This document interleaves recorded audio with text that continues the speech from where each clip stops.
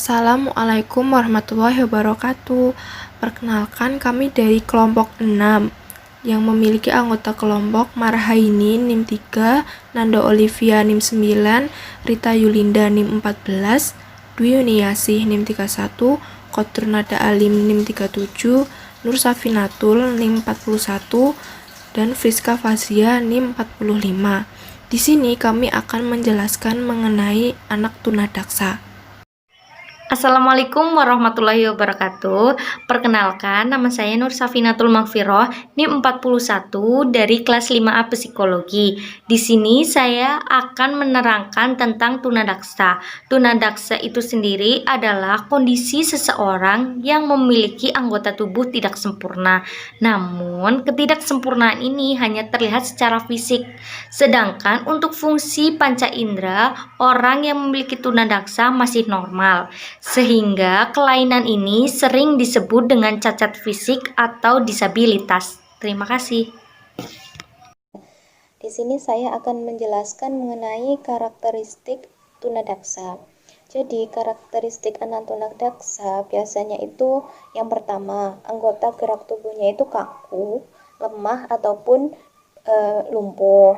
Kemudian kesulitan dalam gerakan.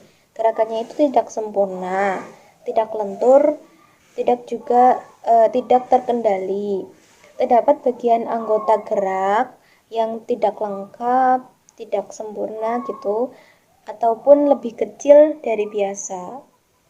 Sedangkan karakteristik anak tunadaksa dalam DSM-5 itu disamakan seperti DCD ataupun disebut sebagai Developmental Coordination Disorder, yaitu meliputi kemampuan gerak motorik yang terkoordinasi di bawah harapan sesuai usia kronologis dan kesempatan belajar, kesulitan bermanifestasi sebagai kecerobohan, contohnya menjatuhkan atau menabrak objek, kelambatan dan tidak akuratnya gerakan motoriknya. Contohnya menangkap objek, menggunting, menulis, mengendarai sepeda, atau berolahraga. Defisit motorik seperti disebutkan pada kriteria tersebut mengganggu secara signifikan dan persisten aktivitas kehidupan sehari-hari sesuai dengan usia kronologisnya. Contohnya kemampuan merawat diri sendiri dan berdampak pada produktivitas akademik atau sekolahnya, aktivitas vokasional dan bermainnya. Gejala umum pada periode perkembangan awal, defisit motorik tidak disebabkan oleh disabilitas intelektual atau gangguan visual dan kondisi neurologis yang mempengaruhi sistem motorik. Contohnya palsi cerebral, distrofi muskular, atau penyakit degeneratif. Jadi seperti itu. Intinya, kesimpulannya, anak tunadaksa itu akan mengalami kemampuan gerakan motoriknya itu berbeda atau kurang dari anak yang pada umumnya. Dia sering melakukan kesalahan motorik, baik itu motorik halus maupun motorik kasar dalam melakukan aktivitas sehari-hari. Selanjutnya, saya Dwi Yuniasih NIM 31. Di sini saya akan menjelaskan tentang model pembelajaran bagi anak tunadaksa. Secara umum, prinsip pendidikan bagi anak tunadaksa itu ada 10.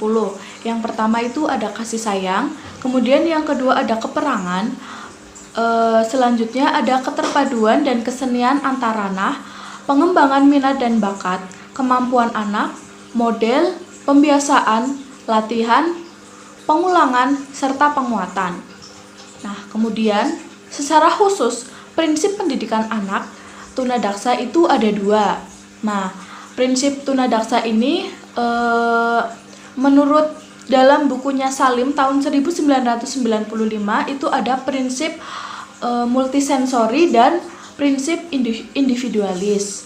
Nah, di mana prinsip multisensori itu pendidikan yang diberikan kepada anak tunadaksa dengan memanfaatkan seluruh sensori yang dimilikinya supaya stimulus yang tidak bisa diterima oleh anak dapat digantikan dengan anggota tubuh lain yang masih berfungsi dengan baik.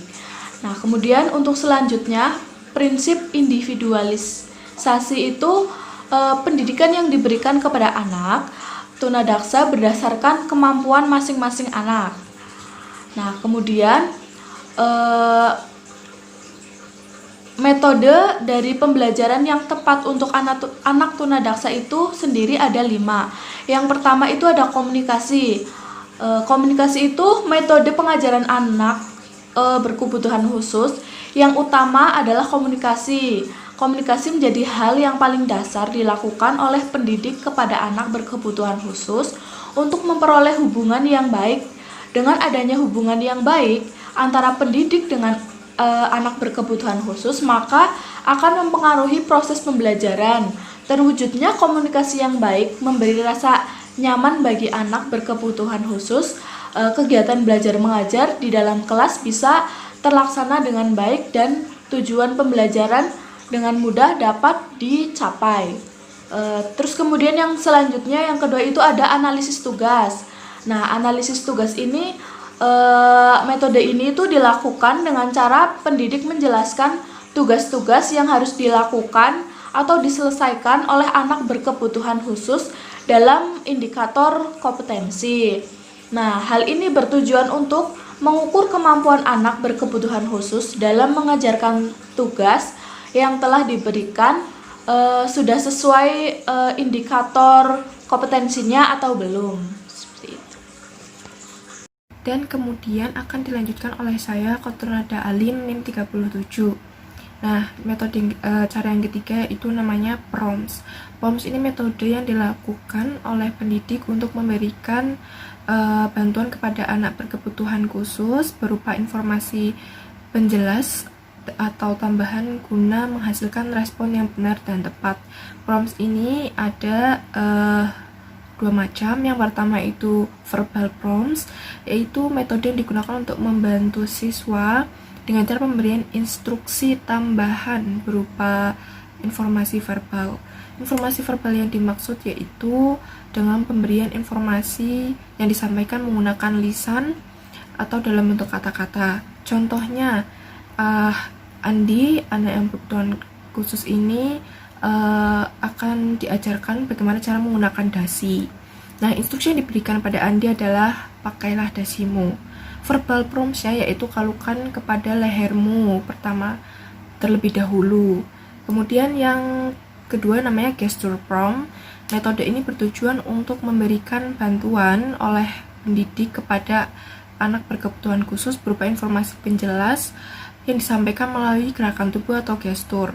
Nah, misalnya pendidik memberikan petunjuk kepada Andi bahwa jika dia bisa melakukan sesuatu maka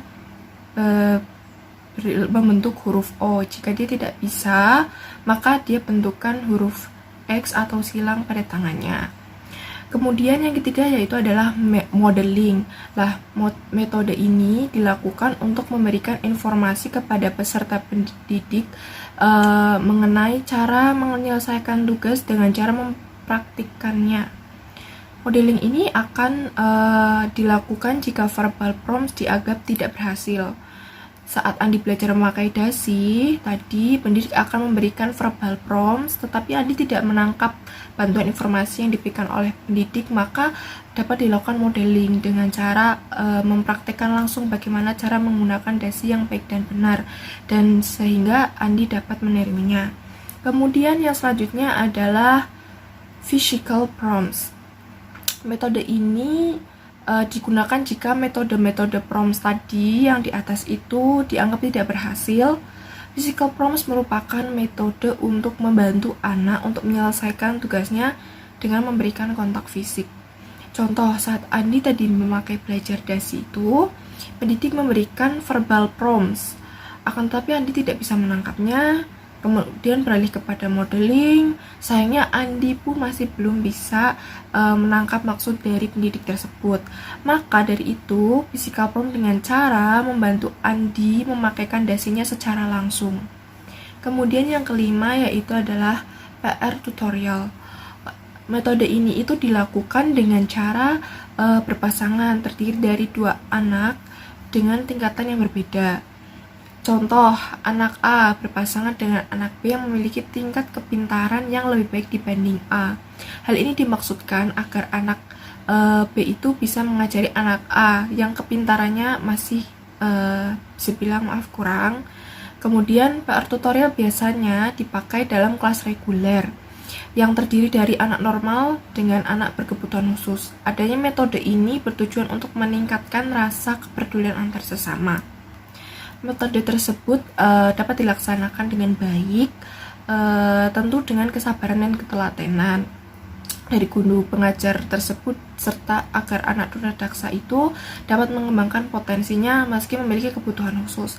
Pengamatan yang jeli juga sangat diperlukan untuk memperhatikan tumbuh kembang anak tunadaksa.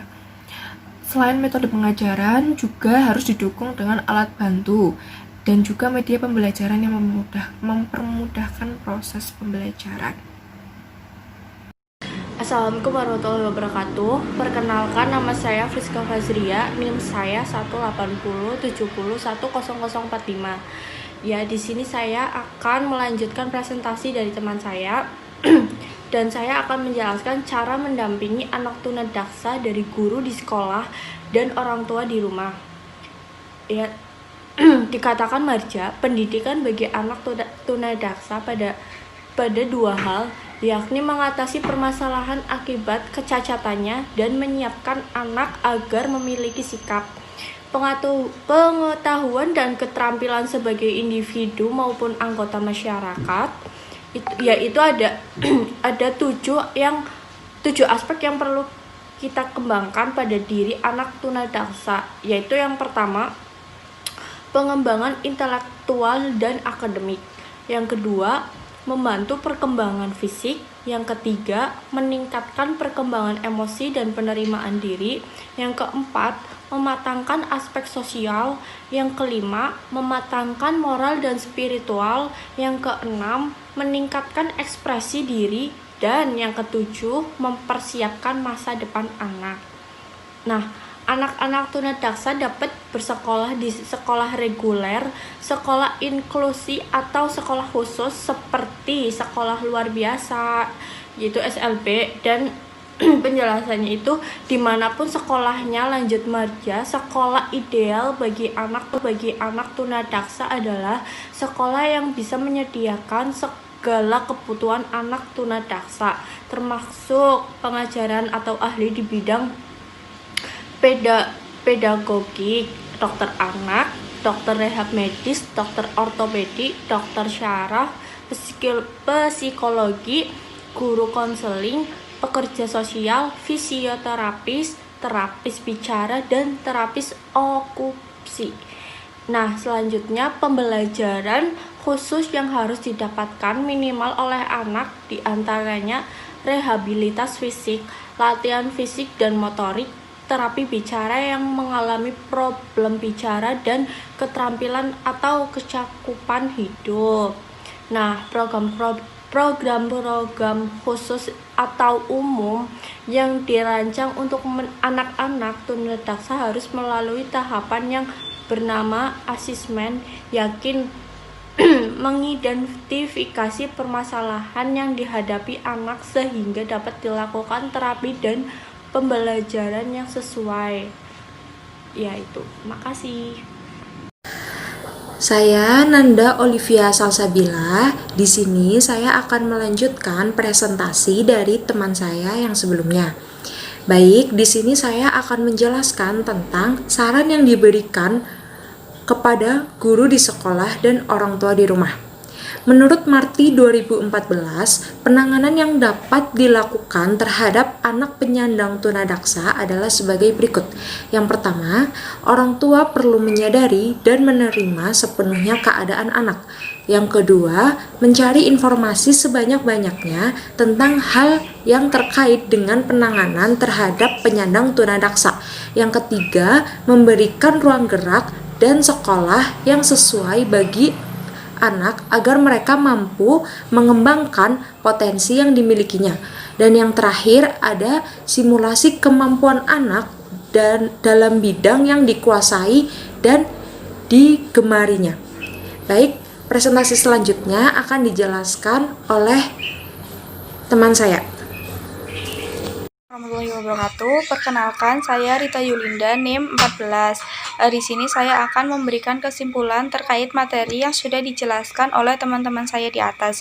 Jadi, tunadaksa adalah anak yang memiliki kekurangan cacat fisik atau cacat tubuh, namun panca indera tetap normal.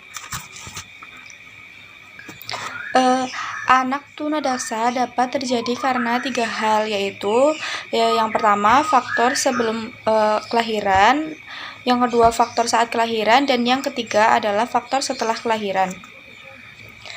Kelainan pada sistem cerebral, yaitu seorang anak tunadaksa yang memiliki kekurangan cacat di bagian syaraf pusat, dan kelainan pada sistem otot dan rangka, yaitu kelainan yang terjadi pada bagian kaki, tangan, sendi, dan yang lainnya.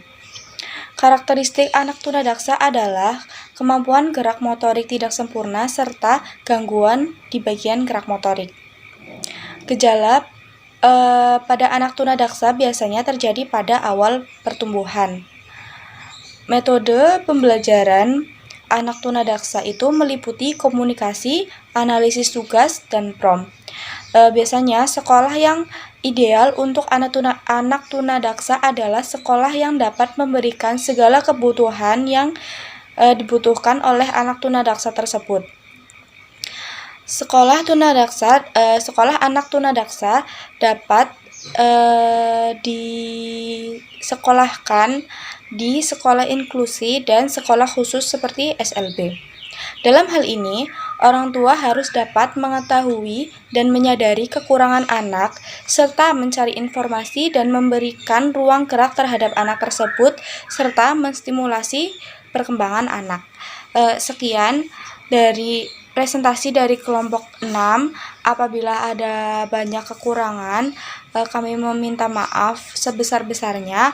Wabillahi taufiq wal hidayah. Wassalamualaikum warahmatullahi wabarakatuh.